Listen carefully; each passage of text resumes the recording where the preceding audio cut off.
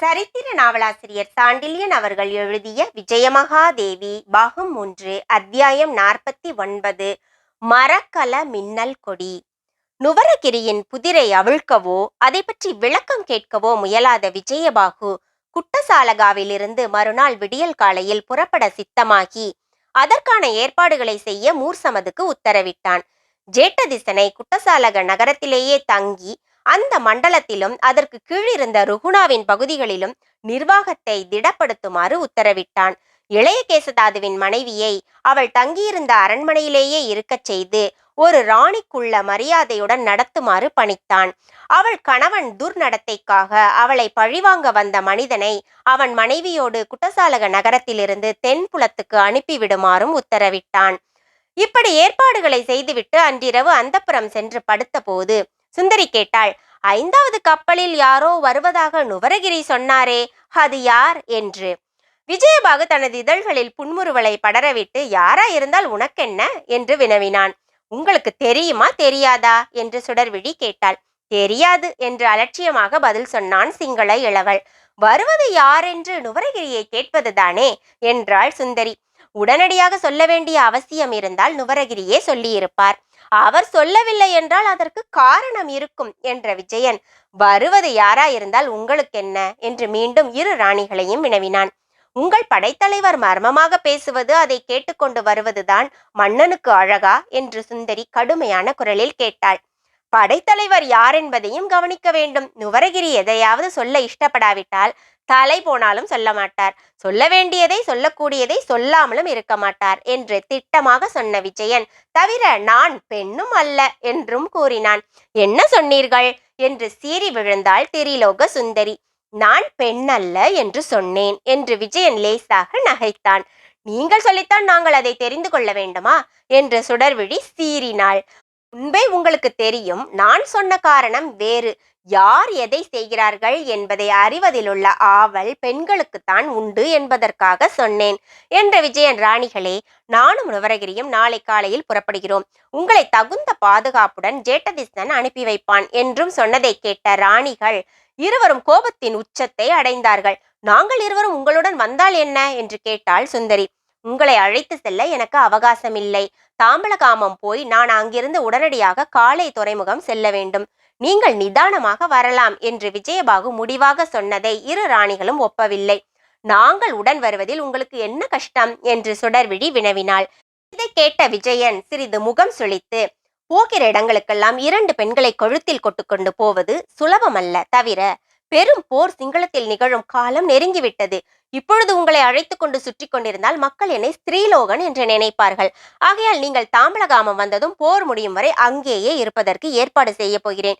இனி நான் இந்த நாட்டு விடுதலை போரில் முனைய வேண்டும் என்று தீர்மானமாக சொல்லிவிட்டு கண்களை இறுக மூடி நித்திரை வசப்பட்டான். விஜயன் உறங்கிவிட்டதாக நினைத்து கொண்ட சுந்தரி மெல்ல சுடர்விழியை அசக்கி, சுடர்விழி, அந்த 5வது மரக்கலத்தில் வருவது ஒருவேளை யாராவது பெண்ணாக இருக்குமோ என்று மெதுவாக வினவினாள். அப்படித்தான் இருக்கும், தெரிந்துதான் இவர் மறைக்கிறார் என்று சுடர்விழியும் ரகசியமாக சொன்னாள். ஒருவேளை சோழர் சிறையில் இருக்கும் லீலாவதி தப்பிவிட்டாளோ என்று சுந்தரி கேட்டாள். இருக்காது, அவள் தப்பியிருந்தால் இத்தனை நேரம் அது இங்கு பெரும் தீயாக பரவி இருக்கும். தவிர சோழர் சிறையிலிருந்து தப்புவதும் அத்தனை எளிதல்ல என்றாள் சுடர்விழி. இப்படி தனக்கு இருபுறத்திலும் படுத்திருந்த ராணிகள் ரகசியம் பேசிக்கொண்டதை கேட்டதலும் கேட்காதது போல் உறங்குவது போல் பாசாங்கு செய்தான் சிங்கள இளவல். இரு பெண்களும் 2 புறத்திலிருந்தும் தலைகளை தூக்கி அவன் மார்புக்கு குறுக்காக சந்தித்து மெதுவாக பேசுவதை கேட்டு விஜயன் புன்முறுவல் கொண்டான். ஆனாலும் அதை இரு ராணிகளும் கவனிக்காமல் உரையாடலை தொடர்ந்து நடத்தினார்கள். விஜயன் உள்ளூர நகைத்து கொண்டு, 2 ராணிகள் இருக்கும்போதே இளைப்பாறுவதும் தூங்குவதும் குதிரை கொம்பாக இருக்கிறது. அவளும் வந்துவிட்டால் அப்புறம் இந்த அரசே எனக்கு கசந்துவிடும் என்று உள்ளூர சொல்லிக்கொண்டு தனது உடலுக்கு குறுக்கே இருந்த 2 ராணிகளின் கழுத்துக்களையும் 2 கைகளால் இழுத்து மார்பு மீது அழுத்தி கொண்டான். இப்படி இரவு முழுவதும் அல்லல் பட்டு அவன் விடியல் காலையில் எழுந்தபோது 2 ராணிகளின் முகங்களும் தனது மார்பு மீது இருப்பதைக் கண்டு அவற்றை மெல்ல தூக்கி பக்கங்களில் படுக்க வைத்து மெதுவாக பஞ்சனையை விட்டு இறங்கினான். அதற்கு மேல் காலதாமதம் செய்யாமல் நீராடி புத்துடை அணிந்து நுவரகிரியுடனும் மூர்சமதுடன் தம்பலகாமத்தை நோக்கி பயணமானான். அன்றிரவே தாம்பலகாமத்தை அடைந்ததும் அங்கிருந்த பாதுகாப்பு ஏற்பாடுகளையும் படைகளின் போர் சன்னத்தையும் கண்டு மிகுந்த திருப்தி அடைந்து நுவரகிரி, மரக்கலங்களில் உள்ள தளவாடங்களும் வந்துவிட்டால் நாம் நமது இறுதி போருக்கு சித்தமாகலாம் என்று உற்சாகத்துடன் கூறினான். நுவரகிரி சொன்னார், மகா குட்டசாலக மண்டலத்தின் புரட்சி அடங்கியதுமே தென் திசையில் நமது ஆட்சி ஸ்திரப்பட்டு விட்டது. இனி இங்கிருந்து வடபுலம் சென்று சோழர்களை நாம் தாக்க திட்டமிட வேண்டியதுதான் என்றதுடன், எதற்கும் வந்திருக்கும் தளவாடங்களையும் பார்த்து ஒரு முடிவு செய்வோம் என்றார். தம்பலகாமத்தின் கோட்டை நடுமாளிகை உப்பருகையிலிருந்து சுற்றுமுற்றும் கண்களை ஓட்டிய விஜயபாகு நுவரகிரி, இந்த தம்பலகாமத்தை விட பாதுகாப்பான கோட்டை தென்புலத்தில் கிடையாது. ஜின் கங்கைக்கு வடக்கில் இருப்பதால் இது துறைமுகங்களுக்கு அருகில் இருக்கிறது. வளவே கங்கைக்கு மேற்புறம் இருப்பதால் நமது நிலப்படை தளமான மகானாக அருகில் இருக்கிறது. இரு நதிகளின் பாதுகாப்பில் இருக்கும் நாம் போர் துவங்குவதும் பெரும் அனுகூலம். இந்த இடத்தை விட சோழர்களிடமிருந்து நமக்கு பாதுகாப்பை அளிக்கும் இடம் வேறு கிடைக்காது என்றான். நுவரகிரி மன்னன் சொன்னதை ஆமோதிப்பதற்கு அறிகுறியாக தலையை அசைத்தார். மகாராஜா, நாம் காலையில் புறப்படுகிறோம், காலை துறைமுகத்துக்கு என்றார். அத்துடன் மன்னனிடம் விடைபெற்று கொண்டு சென்றார். விஜயபாகு மாளிகை தளத்தில் நின்ற வண்ணம் தூர ஓடிக்கொண்டிருந்த ஜின் கங்கையின் தெள்ளிய நீர் பிரவாகத்தை பார்த்து கொண்டே இருந்தான். இது மட்டும் சற்று பெரிய நதியாக இருந்தால் இதன் மூலமே தளவாடங்களை படகுகளில் கொண்டு வந்து விடலாம் என்று தனக்குள் சொல்லிக் கொண்டான். அதற்கு பிறகு அவன் எண்ணமெல்லாம் அடுத்து வரும் போரை பற்றியே சுற்றி சுற்றி வந்து கொண்டிருந்ததால் அவன் அன்று சரியாக உறங்கவில்லை. மறுநாள் விடிவதற்கு 3 நாழிகைகள் முன்பாகவே நுவரகிரி அவனை அழைக்க வந்தபோது சிங்கள இளவல் பூர்ணமாகவே உடை தரித்து இடையில் வாழ் துளங்க நின்று இறங்கி வந்தான் பயணத்துக்கு சித்தமாக. தம்பலகாம மாளிகை வாசலில் புரவி ஏறியவன் ஜின் கங்கை ஓரமாகவே பயணம் செய்து காலை துறைமுகத்துக்கு வந்து சேர்ந்த போது நன்றாக இருட்டாகியும் மரக்கலங்களின் விளக்குகளாலும் அரபு மாலுமிகள் பலர் துறைமுகத்தில் நடமாடி கொண்டிருந்ததால் ஏற்பட்ட அரவத்தாலும் வணிகர்களின் கூச்சலும் நிரம்பி இருந்ததால் இரவும் பகல் போலவே அதிக சுறுசுறுப்பை காட்டிக் கொண்டிருந்தது. அவ்வப்பொழுது கடலில் இருந்த மரக்கலங்களிலிருந்து துடுப்புகளை துளாவி வந்த படகுகளிலிருந்து இறக்கப்படும் சரக்குகளும் இறங்கிய வேலையாட்களின் சத்தமும் அந்த துறைமுகம் வாணிபத்துக்கு எத்தனை முக்கியமானது என்பதை நிரூபித்தது. சிங்களத்தின் மேற்கு கரையின் தென்கோடியில் இருந்த காரணத்தினாலும் அதற்கு அப்புறம் நிலப்பரப்பு அதிகம் இல்லாததாலும் காற்று வெகு வேகமாக அடித்து கொண்டிருந்ததால் துறைமுகத்தில் எட்ட நின்ற மரக்கலங்கள் சற்று அதிகமாகவே ஆடிக்கொண்டிருந்தன. காற்றால் உந்தப்பட்டு நீர்மட்டத்தில் விளக்குகளுடன் ஆடிய மரக்கலங்கள் ஆபரணங்கள் கூடிய அப்சர மங்கைகள் அலைமீது ஆடுவது போன்ற பிரம்மையை அளித்தன. இயற்கையின் இந்த அற்புத காட்சிகளை கண்டு அனுபவித்துக் கொண்டிருந்த சிங்கள இளவலை நுவரகிரியின் கரகரத்த குரல் இவ்வுலகுக்கு இழுத்தது. மன்னர் இஷ்டப்பட்டால் இப்பொழுதே மரக்கலங்களை பார்வையிடலாம் என்றார் நுவரகிரி. அதை கேட்ட விஜயபாகு தனது புரவியிலிருந்து இறங்கி தனக்கு முன்பாகவே இறங்கிவிட்ட மூர்சமதியிடம் தனது புரவியின் கடிவாளங்களை ஒப்படைத்தான்.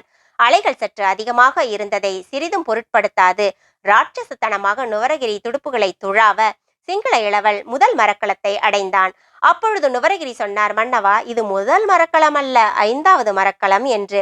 விஜயன் நுவரகிரியை உற்று நோக்கிவிட்டு, நான் முற்றும் எதிர்பார்க்காதவர் இதில்தான் இருக்கிறாரா என்று வினவினான். ஆம் என்றார் நுவரகிரி. சரி, முதலில் அவரையே பார்த்து விடுகிறேன் என்று விஜயன் சொன்னதும் நுவரகிரி சைகை செய்ய மேலிருந்து ஒரு நூலேணி இறக்கப்பட்டது.